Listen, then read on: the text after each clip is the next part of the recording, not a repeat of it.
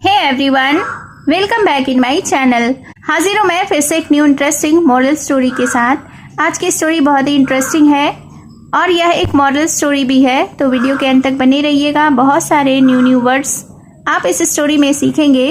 इसके साथ ही स्टोरी को रीड करना और इंग्लिश वर्ड्स के करेक्ट प्रोनाउंसिएशन के बारे में भी सीखेंगे। तो स्टोरी स्टार्ट करने से पहले अगर आप इस चैनल पर न्यू हैं तो मेरे चैनल को सब्सक्राइब ज़रूर करें और जो बेल का आइकन दिख रहा है उसे भी प्रेस कर दें। और अगर आप मुझे फेसबुक पर सुन रहे हैं तो फॉलो ज़रूर करें। तो चलिए स्टार्ट करते हैं आज का यह इंटरेस्टिंग मॉरल स्टोरी।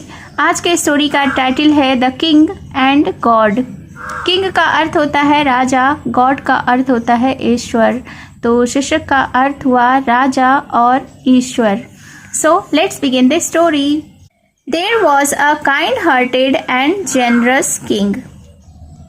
Kind-hearted का अर्थ होता है दयालु, generous का अर्थ होता है उदार। King यानी कि राजा।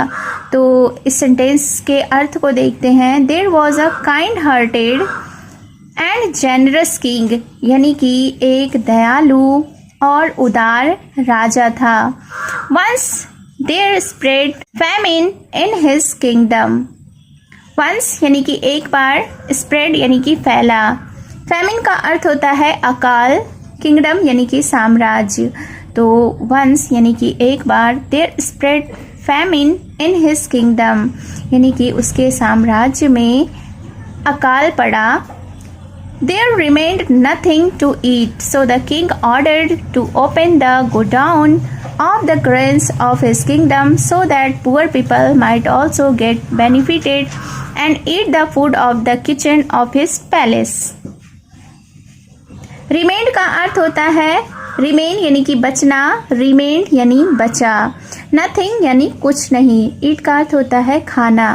ordered यानी कि आदेश दिया। open का अर्थ होता है खोलना। go down इसको हिंदी में गोदाम कहते हैं यानी भंडारण। ग्रेन्स यानी कि अनाज। किंगडम यानी साम्राज्य। पुअर का अर्थ होता है गरीब या दुखी। पीपल यानी कि लोग। बेनिफिटेड, बेनिफिट का अर्थ होता है लाभ उठाना। गेट बेनिफिटेड यानी लाभ, बेनिफिटेड यानी लाभ उठाया। B2 है। ईट यानी कि खाना। फूड का अर्थ होता है भोजन। किचन का अर्थ होता है रसोई। पैलेस यानी कि महल। तो इस सेंटेंस को देखते हैं। There remained nothing to eat यानी कि वहाँ खाने को कुछ नहीं बचा। So the king ordered to open the godown of the grains of his kingdom और इसलिए राजा ने आदेश दिया to open the godown यानी कि भंडारण को या गोदाम को खोलने का of the grains जो कि अनाजों का था of his kingdom उसके साम्राज्य का so that poor people might also get benefited जिससे कि गरीब लोग भी उससे लाभ उठा सकें and eat the food of his kitchen of his palace और उसके महल के रसोई से भोजन प्राप्त कर सकें, खा सकें। Finally, that time when nothing remained to eat for the king's family, even a stranger appeared with a big bowl filled with kheer made of milk, sugar and rice in front of the king. Finally यानी कि अंततः या अंत में। Time यानी कि समय। Remained यानी कि बचा। Nothing remained यानी कुछ नहीं बचा। फैमिली का अर्थ होता है परिवार। इवन यहाँ तक कि स्ट्रेंजर यानी कि अजनबी। अपीयर्ड यानी प्रकट हुए। विद का अर्थ होता है साथ। अ बिग बॉल यानी एक बड़ा कटोरा। फिल्ड यानी भरा हुआ था। मिल्क का अर्थ होता है दूध। सुगर यानी कि चीनी। राइस यानी कि चावल। फ्रंट का अर्थ होता है सामने। किंग यानी कि राजा। तो इस सेंटेंस को देखते हैं। Finally that time when nothing remained to eat अंततः वह समय आया जबकि खाने को कुछ नहीं बचा। for the king's family even यानी कि राजा के परिवार के पास यानी कि अंततः वह समय आया जब राजा के परिवार के पास खाने के लिए कुछ भी नहीं बचा। The stranger appeared with a big bowl एक अजनबी प्रकट हुआ एक बड़े कटोरे के साथ फिल्ड विथ खीर, जिसमें कि खीर भरा हुआ था, made of milk, sugar and rice, जो कि दूध, चीनी और चावल से बने थे, in front of the king, राजा के सामने। तो इस सेंटेंस को एक बार फिर से देखते हैं कि अंततः वह समय आ गया जबकि राजा के परिवार के पास भी खाने के लिए कुछ नहीं बचे। तभी एक अजनबी राजा के सामने प्रकट हुए एक बड़े कटोरे में खीर लेकर, जो खीर दूध, चावल और चीनी से बनी हुई थी। The king first of all made his servants to eat. Servants यानी कि सेवक या नौकर।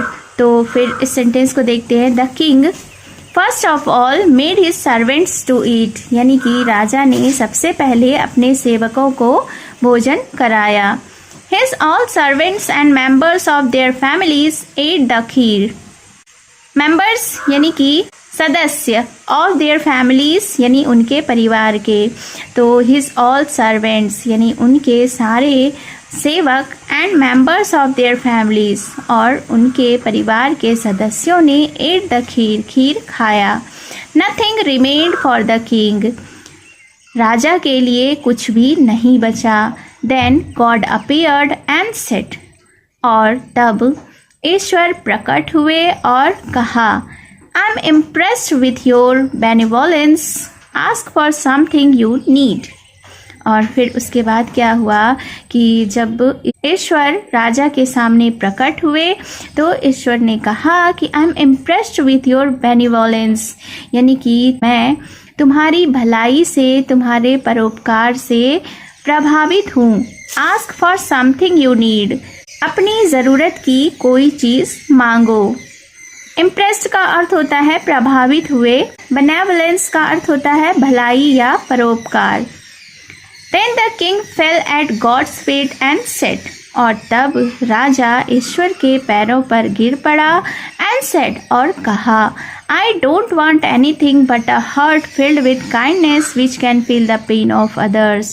तो राजा ने क्या कहा कि I don't want anything, कि मैं कुछ भी नहीं चाहता हूँ, but a heart filled with kindness, लेकिन एक दयालुता से भरा हुआ दिल, which can feel the pain of others, जो कि दूसरों के दुख को महसूस कर सके। Moral of the story is kindness can let you meet God. तो इस स्टोरी से यह सीख मिलती है, इस स्टोरी का यह नैतिक है कि दयालुता आपको ईश्वर से मिलवा सकती है। So it was the story. Hope you have enjoyed the story and you have learned many vocabularies in the story. And if you like my video, please like, subscribe and share and follow for more informative videos. Thank you for watching.